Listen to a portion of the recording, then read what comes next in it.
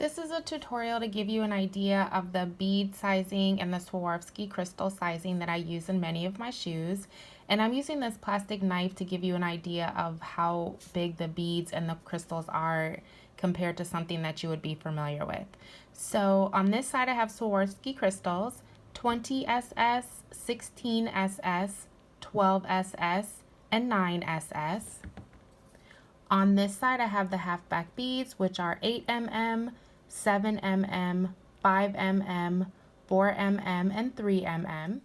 And then in comparison, I have the 8 mm compared to the 20 SS, the 7 mm compared to the 16 SS, the 5 mm compared to the 12 SS, and then the 4 mm and the 3 mm compared to the 9SS. So if you're beading and you're looking for a comparison, or if you're going to be using different kinds of beads, this is how they match up, and this is the size that they are compared to something that you can pull out at home and look at and figure out what size you need for your shoe.